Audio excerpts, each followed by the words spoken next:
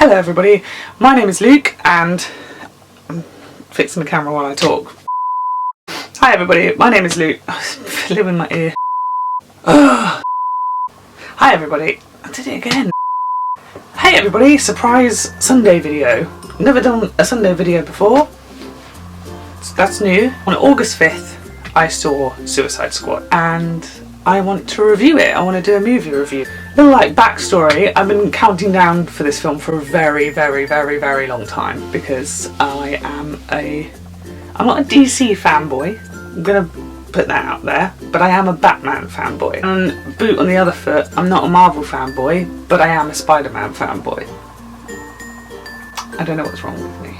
I wanted to see Suicide Squad because it's quite heavily to do with the Batman universe, you know, the Joker's in it, Batman's in it, Harley Quinn's in it, Deadshot's in it, Killer Croc's in it, so I wanted to see it.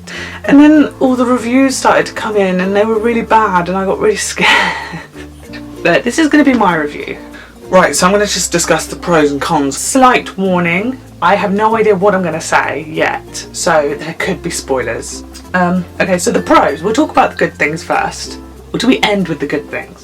Do we end on a positive note? We'll end on a positive note, I think. So we'll start with the con. Spoiler! There is a spoiler straight away! Slipknot, the character Slipknot.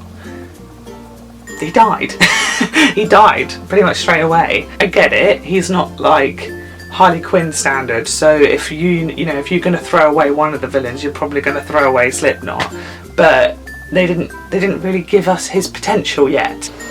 Shows you don't mess with Amanda. Another one was Killer Croc. I did like this version, he looked really cool with his hood, but again he has so much potential and I kind of think that they refused to use it, really. He didn't really shine as much as the other people in the squad did. I do think it wasn't dark enough. I feel the comedy element was fine, but I felt they could have balanced it with darkness a lot better than they did. I mean, I know it's probably sacrilege to some people to liken it to a Marvel film, but I think they could have done what Deadpool did, because Deadpool so beautifully mixed comedy with gore. I feel if you're going to do a film that's based predominantly around villains, you expect them to be a bit nasty, a bit gory, and I think they could have put a bit more R-rated stuff in there. I loved actually what they did with the Joker. He looked amazing. I liked that he was kind of thuggy and a bit of a mob boss, a mob leader. He had sort of like a gang of Joker followers. And I love that side of things. I love the metal teeth, I love the tattoos. They kind of sexed him up a bit. Did they? Or did I just find him oddly sexy? But they kind of sexed him up a bit, you know, he was like topless and stuff. It was a completely different Joker, which I adored. I was so happy. But the thing that brings this Joker down for me personally, I didn't like his Joker laugh. I felt that Jared's Joker only had one laugh. And you watch like Heath Ledger's Joker, Jack Nicholson's Joker, Mark Hamill's Joker, and they've got about 70 laughs each, because the Joker is just getting pure enjoyment out of blowing things up and stabbing people. But I felt that this Joker had one laugh, and he wasn't laughing because he physically enjoyed things. He was laughing because he kind of looked like a clown and he felt that a laugh would go kind of well with his new persona. That's what I got from it. It was like there was a pause between each ha. It wasn't a natural laugh. Will Smith was, in a way, a highlight of the film. He had the best lines, I think. Well, maybe Harley Quinn, but he had some of the best lines and he had a lot of the jokes, and he was very funny, he's very lovable, he was very charismatic, and that's what Will Smith does best.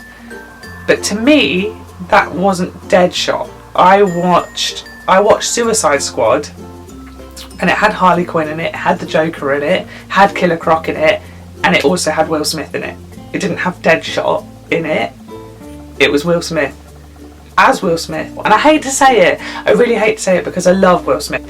He was kind of a pro because he was a positive thing of the film because he was funny, he had really good lines, and he was cool, and he was kick-ass, but he was also a con because I couldn't see through the wall of Will Smith.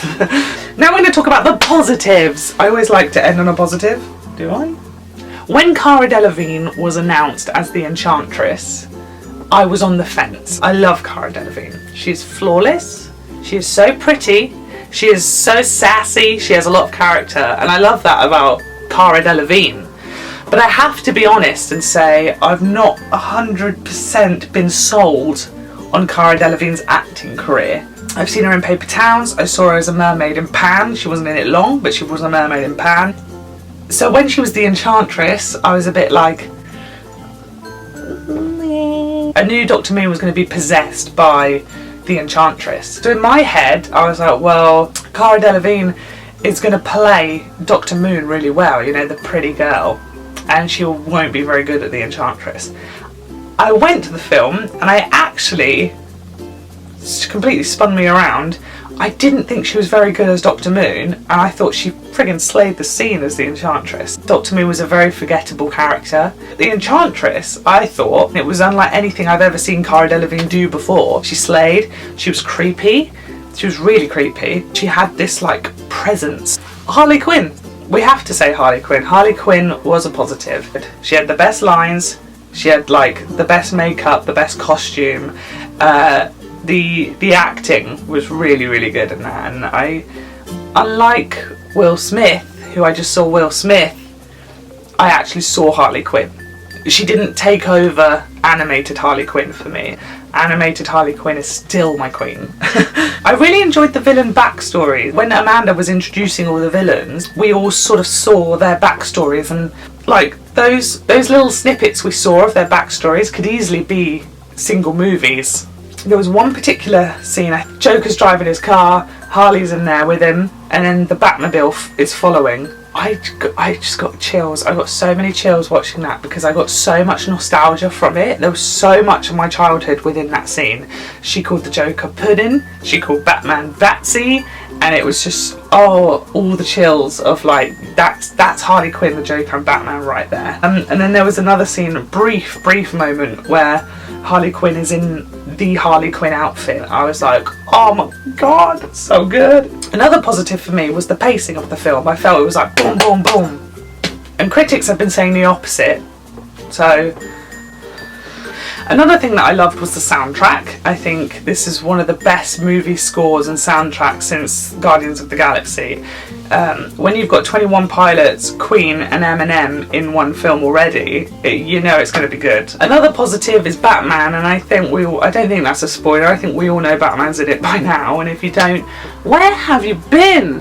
I really appreciated the Batman scene, and there's a scene where Batman just floats down and like his cape's there and he's kind of silhouetted, and the chills I got were like, oh my god, that's Batman. And then another, this is a spoiler I think, I'm sure die-hard DC fans knew this a long time ago, but I wasn't personally expecting the Flash to be in it just yet. I thought we were holding off till Justice League, but the Flash was in it, and that was a really nice surprise. He was the highlight of the Justice League trailer for me, and just by seeing him, he was only in this film for what, 10 seconds? He was on there for a flash.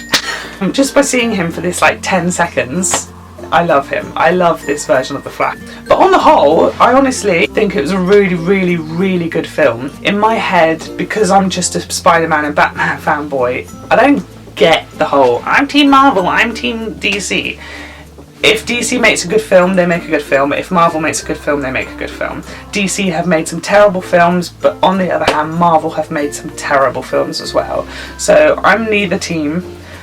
Suicide Squad's a great film, and like I said, Deadpool's a great film. So I'm neither team. I'm supporting both when I think they deserve it. If you're new to the channel, make sure you subscribe, like the video if you want to, leave a comment if you want to. I'd love to hear other views about the film. Like, don't start a fight, but if you didn't think the film was very good, then do let me know why, because I'd be really interested to know what your pros and cons were as well. So feel free to do that, and I will see you on Wednesday with Billy. We will be reacting to Escape the Night episode 3, so stick around for that.